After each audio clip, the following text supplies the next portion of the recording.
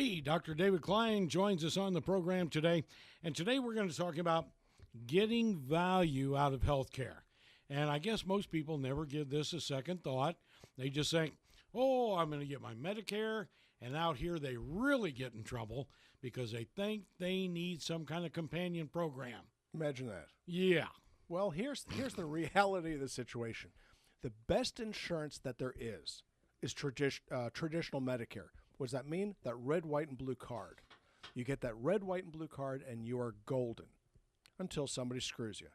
And how does this happen? They will automatically enroll you into a Medicare Advantage plan, sometimes known as a Medicare Disadvantage plan. Now, how do they do this? They did it by making it the law of the land. They're allowed to do things to you that a car dealership would be thrown in jail. Imagine, that you show up at your house and there's a brand new Lincoln there with a bill attached to it. Now, why did you get this? Because somebody sent you a piece of junk mail that you ignored, and it said, if you don't reply within 30 days, you get this brand new Lincoln and the bill that goes along with it. That's what they're doing with many of these Medicare Advantage plans. So don't throw your mail away without looking at it, because buried in there very frequently are these little clauses. And then they're a son of a gun to undo. Getting the most value out of your retirement involves keeping your traditional Medicare. Now, Medicare Part D, pharmaceutical coverage, marvelous idea. Why? Because it reduces your risk. If you think you're going to get your money out of it, you're mistaken. Most insurances involve this. You write them a check, they give you less back in benefit, and you know this because that's the way it's always been. When you did your homeowner's insurance, you don't look at it every year and say, well, gee, I paid $4,000 in homeowner's insurance. I didn't get any of that back, therefore I'm not going to take my homeowner's insurance. You know better than that, because the real reason there is that you don't lose your life savings, so you're willing to pay for it. What about your car insurance? Well, you're not going to pay for that fender bender. You're going to pay cash for it because you know that if you report it, they're going to really jack your bill up. And after all, you have to have automobile insurance, or they'll take away your driver's license. Actually, they don't enforce that. But guess what? Health insurance is no different. It's one of those sorts of things that you keep so that you get protected from catastrophic injury. So what do you want? You might want a secondary insurance. If you think that you're likely to get ill in the future, secondary coverage is not going to be that expensive. But one little piece of advice I'm going to give you, and please note this well. In Latin, it would be nota bene. Okay, nota bene. Note well. Do not use the same insurance company for your secondary Medicare coverage as you do for your Part D. That is a very important statement. Take that one home, take it to the bank. Why? Because if you separate those two out, they can't automatically enroll you because the two companies would fight over it. So you're using the insurance companies now to keep you protected. This is a chess match. What you are now doing is controlling a square that they were controlling up until you made that little maneuver.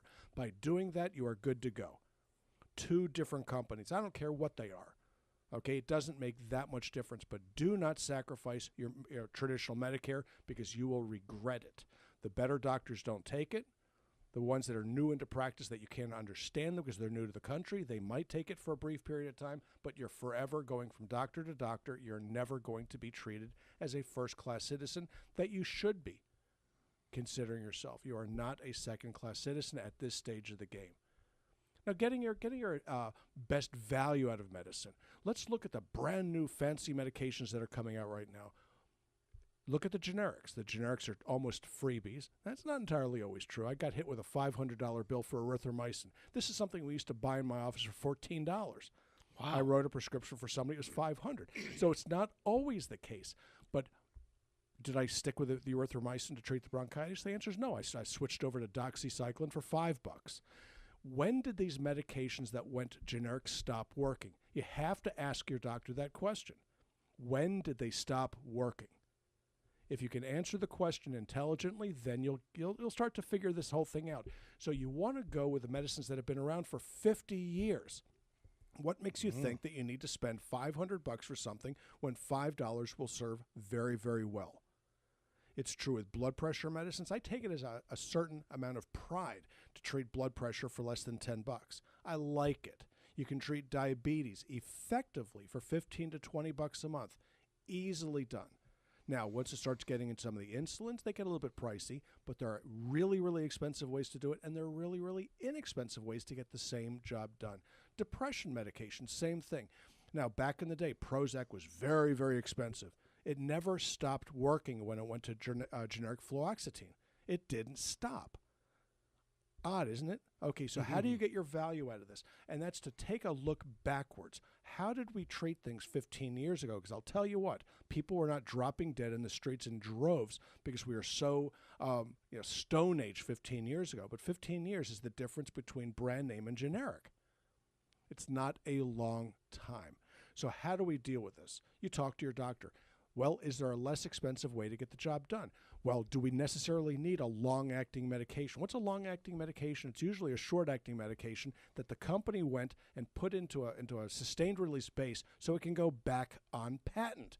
Do you not understand this? I got into it with a company that makes OxyContin back in the day. I was a consultant to them. And so oxycodone was out there as a medicine that should be used very, very rarely. They came up with OxyContin. My advice to them was this is a really bad idea, putting a short-acting medicine on a long-acting base. It's going to make people die. They fired me. People died. Go figure. The same thing is true with many of these other sustained-release preparations, unless they also went generic. There are Wellbutrin sustained-release that went generic. They work just fine. There are metformins that went generic. They work just fine.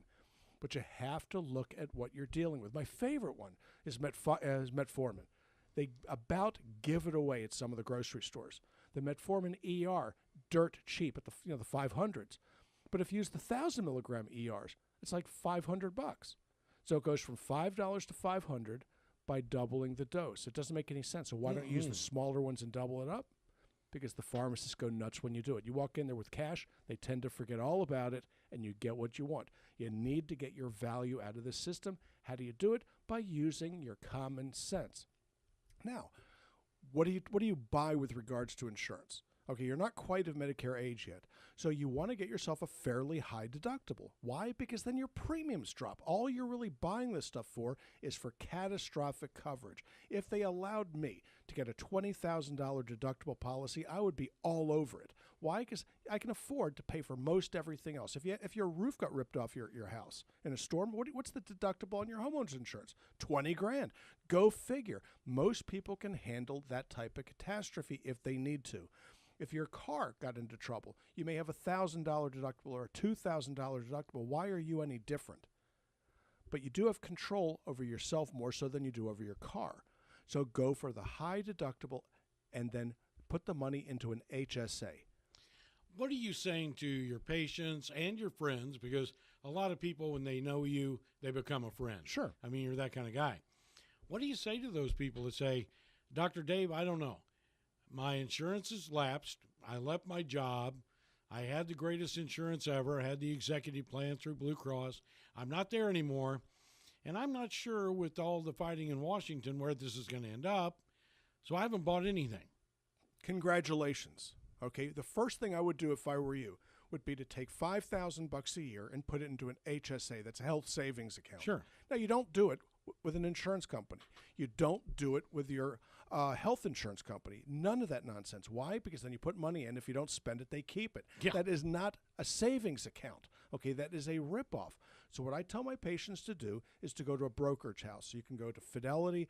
Merrill Lynch is a good one for this. And you open up an HSA. You put your money in, and you use it as you need it. And if you're really, really smart, you'll go to the doctor's office and pay cash.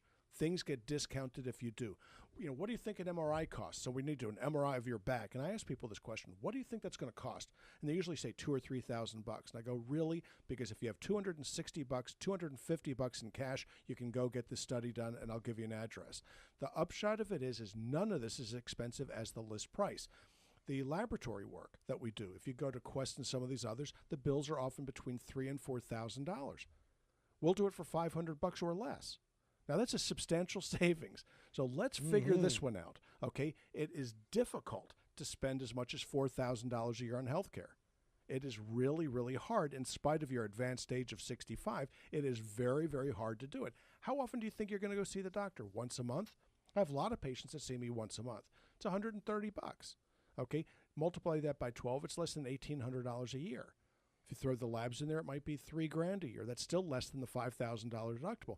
What you do is you put the rest of the money into an HSA account, which allows you to build it up tax-free until you can get that Medicare or until you can afford to get what you need to.